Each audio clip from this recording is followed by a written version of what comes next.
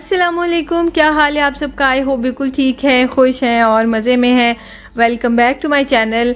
ये पता है क्या तैयारी हो रही है, ये मिशारी और तिहामी के स्कूल में यूएई फ्लैग डे था और इनका नेशनल डे अलग होता है, फ्लैग डे अलग होता है, तो बस उसकी तैयारी हो रही थी। और मिशारी ने लेके जाना था फ्लैग और तिहामी कह रहा था कि उनकी टीचर्स ने कुछ नहीं बोला है, तो इसलिए तिहामी को मैंने सिर्फ बैज उसको ले दिया था और वाकई वो उसकी क्लास में ऐसा कुछ भी नहीं हुआ। तो मिशारी जो है वो इसको मैंने ये सारे फेस पेंट्स जो हैं कर रही हूँ और ये वाले मैंने जब लिए थे ना तो इनको थोड़ा सा मॉइस्ट करना पड़ता है, तो मैंने कॉटन का एक बॉल रखा हुआ है गीला करके और उसके ऊपर ना टच करके मैं इसको क्रेयॉन को तो मेल्ट कर रही हूँ और फिर मैंने ये यूएई का फ्लैग बना दिया है। मिशारी तो बहुत हैप्पी हो गया था, अब भागा भागा जाएगा देखने के लिए। और तिहामी को बड़ी मुश्किलों से मैंने बैज लगाने के लिए भी राजी किया था, वो कहता नहीं मम्मा नहीं।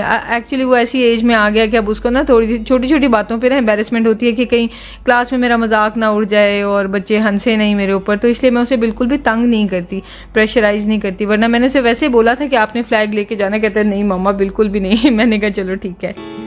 तो यहाँ पे एक्स्ट्रा एक्साइटमेंट, एक्स्ट्रा हैप्पीनेस, ये टाइम मिशारी का जो है वो तिहामी की बाद भी मैंने बहुत एंजॉय किया था और अब मिशारी की दफ़ा भी ये टाइम आ गया है। पहले तो बीच में कोरोना था तो ज़ाहिर है बच्चे कुछ इस तरह की एक्टिविटीज़ ज़्यादा नहीं कर पाए थे। कुछ लोग पूछते हैं कि मिशारी कौन सी क्लास में है, तो मिशारी FS2 में है। यहाँ पे FS2, FS1, FS2 और फिर उसके बाद ईयर 1 होता है। ये 1 जो है ना पाकिस्तान में KG3 को कहा जाता है, यहाँ पे दुबई में ज़रा डिफरेंट सिस्टम है। तो यानी जैसे तिहामी ईयर 7 में है ना, लेकिन असल में ग्रेड उसका 6 है पाकिस्तान के हिसाब से, या इवन शारजा के भी हिसाब से। सिर्फ दुबई में डिफरेंट है। दुबई में सिर्फ 2 ऑफ हैं, सैटरडे और संडे, जबकि शारजा में और बाकी सारी स्टेट्स में 3 ऑफ हैं, जैसा कि मैं जानती हूँ। अजमान और शारजा का मुझे पता है, अबू धाबी वगैरह का, रासिल खैमा का आप मुझे बताइएगा कि वहाँ पे फ्राइडे, सैटरडे, संडे 3 ऑफ होते हैं, सिर्फ 4 वर्किंग डेज होते हैं। तो वो बड़ा एक्साइटिंग होता है, सोच के अच्छा लगता है।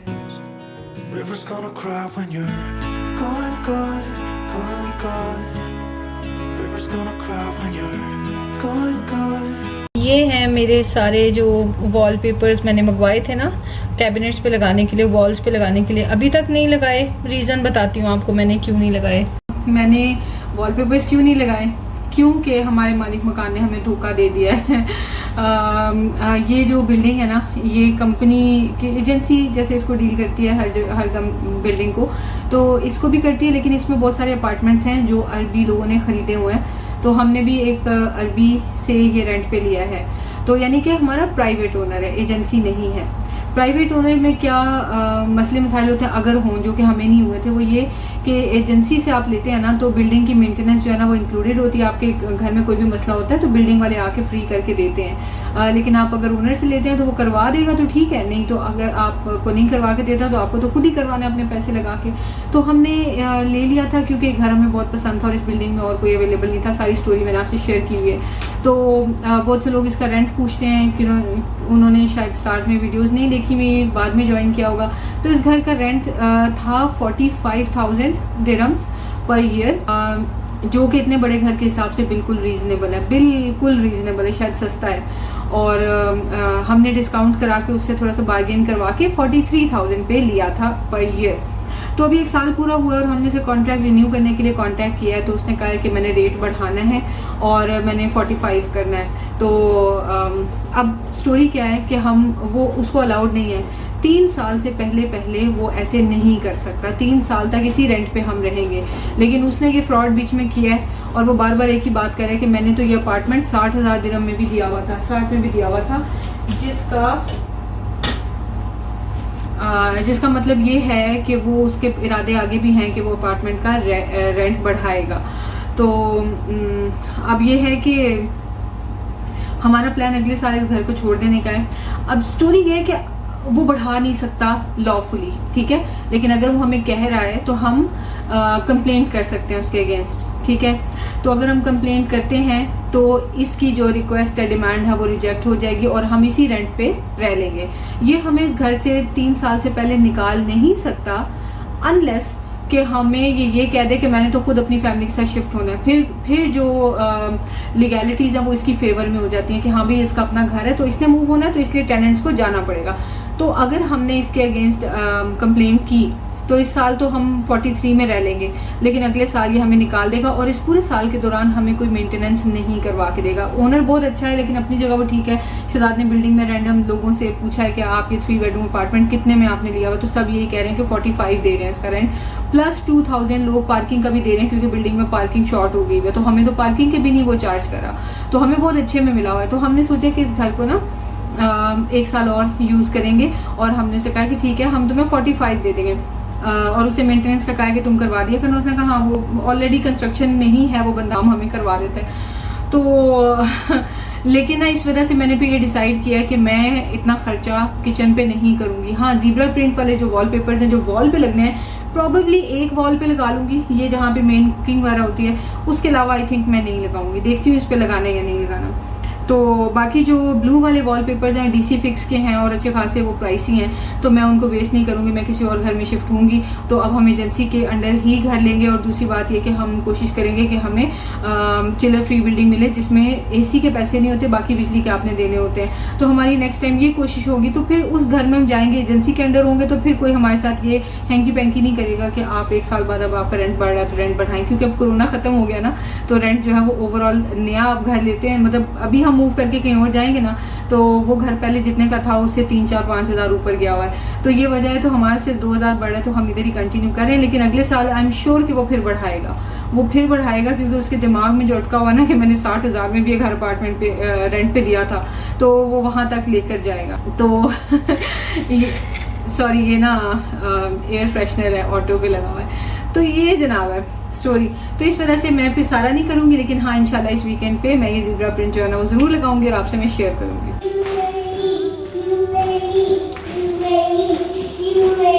मैं शादी को स्कूल से लेके आई तो उसका जोश देखने वाला था, यूएई के नारे लगा रहा था जो उसको स्कूल में करवाए गए थे, तो बहुत क्यूट लग रहा था। और मैंने ये बॉईल करके रख दिया था चिकन, और मैं बनाने लगी हूँ चिकन भुजिया, जो कि बहुत टेस्टी बनती है। आप नाश्ते में पराठे के साथ भी खा सकते हैं, किसी भी दाल के साथ भी ये ऐड कर सकते हैं, या वैसे ही जो है वो आप इसको खा सकते हैं। हम रोटी के साथ खाएंगे। तो ये मैंने बॉईल करने के बाद ना इसको मैश कर लूँगी, श्रेड कर लूँगी चिकन पीसेस। उतनी देर में तैयारी भी शुरू कर देते हैं। प्याज मैंने डाल दिए हैं ऑयल में, और साथ में जिंजर गार्लिक पेस्ट डाल दिया है। इसको सौते करना है थोड़े से, बस ये सॉफ्ट हो जाएं तो नेक्स्ट स्टेप पे चले जाएंगे। और टमाटर ना मैंने काफ़ी सारे इस दफ़ा ले लिए थे, वो मेरे से गलती हो गई थी, मैं समझी टमाटर नहीं है मेरे पास, तो पड़े हुए थे शहजाद से भी मैंने मंगवाए थे बकाला से, और फिर जनाब हम कारफोर चले गए तो और ज़्यादा ले आए। तो उनको मैंने चॉप करके रखा है कि आज ही ब्लेंड करके ना तो उनकी पेस्ट बना लूँगी। तो यहाँ पर मैंने नमक भी डाल दिया है, लाल मिर्च, और साथ में हल्दी, और साथ में गरम मसाला, धनिया पाउडर, ज़ीरा पाउडर। इसमें ये 6 मसाले एक साथ ही चले जाते हैं। और साथ में ये मेथी भी मैंने डाली है, और टमाटर डाल के थोड़े से पहले सॉफ्ट किए थे, फिर ये स्पाइसेस डाल दिए हैं। बस 1 मिनट के लिए मैंने इसको सौते किया है। और उसके बाद ये जो लेफ़्ट ओवर चिकन स्टॉक था ना, जिसमें हमने पानी में चिकन बॉईल किया था, वो हम इसमें डाल लेंगे और इसको अच्छी तरह से गला लेंगे कवर करके। उतनी देर में मैं ये योगर्ट और क्रीम डाल रही हूँ, ये भी मिक्स करके हमने इसमें भुजिया में डालनी है। बहुत टेस्टी बनती है, बहुत ही मज़े की बनती है। और किसी वीकेंड पे आप ये फ़िश भुजिया और चिकन भुजिया दोनों मैंने आपसे रेसिपीज़ शेयर की हुई हैं। इंशाल्लाह मैं फ़िश भुजिया भी बनाऊंगी किसी वीकेंड पे दोबारा, क्योंकि रेसिपीज़ पुरानी हो जाती है ना, तो फिर कई दफ़ा याद नहीं रहती व्यूअर्स को। तो ये इसमें मैंने क्रीम और योगर्ट डाल दिया हल्की आग पे, और इसे कवर करके रखा है। और इसमें बॉयल आ गए हैं। अब मैं इसमें ऐड कर दूंगी बॉयल और श्रेड किया हुआ चिकन, और जो बाकी लेफ्ट ओवर स्टॉक है वो भी मैं इसमें डाल दूंगी, और इसको ना बस कवर करके मैं रख दूंगी पकने के लिए, जब तक कि स्टॉक सारा एब्जॉर्ब हो जाए। और ना चिकन जब बॉयल होता है तो उसकी अपनी खास स्मेल होती है, वो भी चली जाएगी कवर करके पकने देंगे जब। तो और ये तिहामी की फरमाइश थी, तिहामी को बहुत अच्छी लगती हैं सेवैयाँ, और तिहामी कहता था कि मम्मा काफ़ी टाइम हो गया आपने नहीं बनाई। ये बेग पार्लर की कलर्ड सेवैयाँ हैं, देसी घी डाल के इनको मैं भून रही हूँ। हल्का हल्का ही भूनूंगी हल्के फ्लेम पे, ताकि कलर चेंज ना हो लेकिन भुन जाएं, क्योंकि इनका कलर बड़ा प्यारा होता है। टमाटर जो है फाइनली इनको ये ब्लेंड होने लगे हैं और फ्रीज होने लगे हैं। हिजाब जो है वो मैंने आगे तो लपेटा हुआ था, वो पीछे से उठा हुआ था, मुझे पता ही नहीं चला लेकिन मैंने सोचा कि चलें अब क्या हो सकता है। वीडियो में वो सीन मैंने कट कर दिया, कैमरा ऑन करके सबसे पहले मैंने आगे अपना हिजाब ठीक किया था, मुझे लग रहा था आगे से हटे जा रहा है ना, तो मुझे ये आइडिया नहीं हुआ कि वो पीछे से फिर हट गया है। ये मैंने आइस क्यूब्स में डाल दिया है और इसको हम फ्रीज कर लेंगे।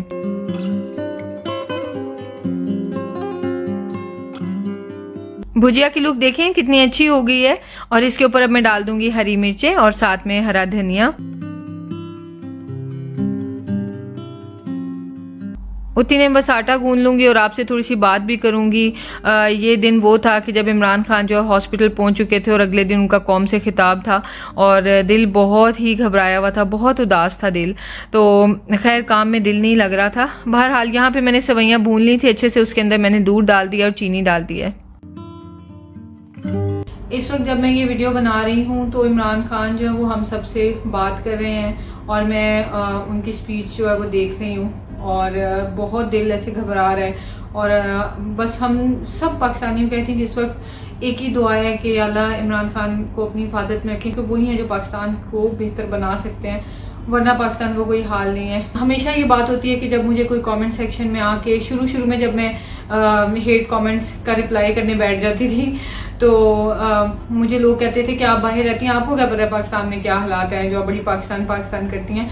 तो मैं उन चीज़ों की क्लैरिफिकेशन देने बैठ जाती थी कि नहीं, मैं भी बहुत प्यार करती हूँ, बाहर रहने वाले लोग भी बहुत प्यार करते हैं और ये और वो।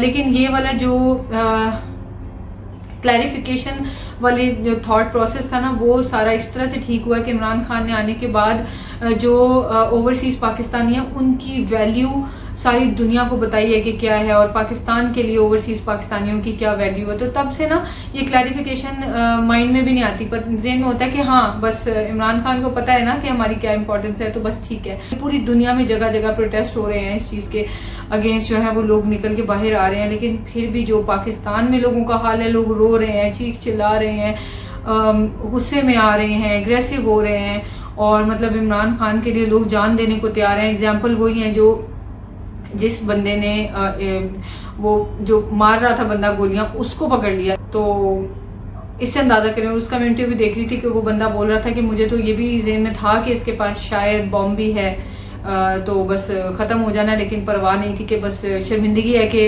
इमरान खान साहब को एक गोली भी लगी तो क्यों लगी, मतलब उस वक्त यही था कि एक गोली लगी और इस तरह से। तो बहरहाल मैं बस, लेकिन अगेन फिर मैं यही कहूँगी कि जिनको ये चीज़ नहीं पता या कोई और डिफरेंट कंट्री के लोग हैं जो मेरी वीडियोस को देखते हैं जिनको ये सिचुएशन नहीं पता, तो प्लीज़ हमारे लीडर के लिए दुआ करें। हमें इस लीडर की बहुत ज़रूरत है और हम इस लीडर के बगैर हमारा कुछ नहीं बन सकता।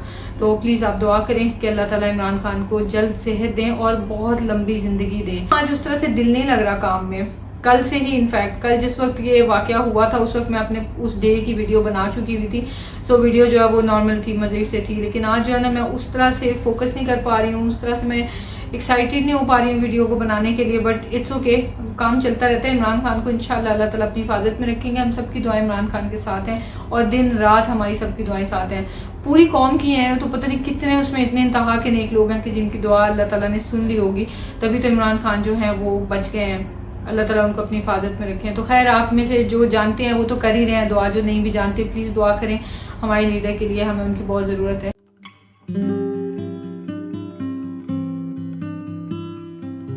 इस बारे में बहुत क्वेश्चन आ रहे होते हैं कि ये ना आइकॉन ब्रांड है, IKON, ठीक है, आइकॉन ब्रांड है और ये मॉडल नंबर है IK010C, ठीक है, IK010C।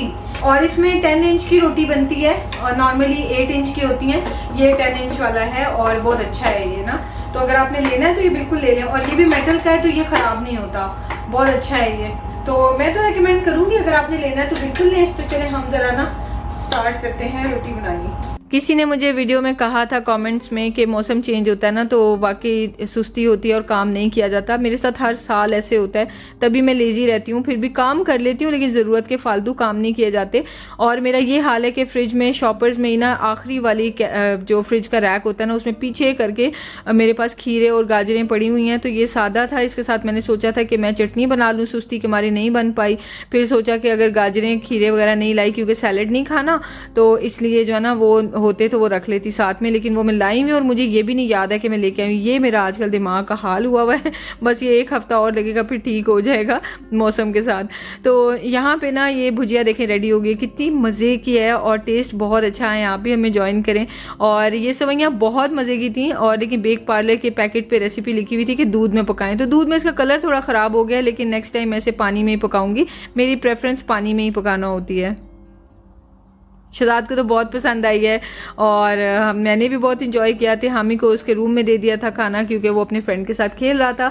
तो वीडियो को मैं एंड करती हूँ, आपसे मिलेंगे नेक्स्ट वीडियो में जिसमें मैंने बनाया था हलवा पूरी वाला नाश्ता और वीकेंड के लिए, तो आपसे शेयर करूँगी।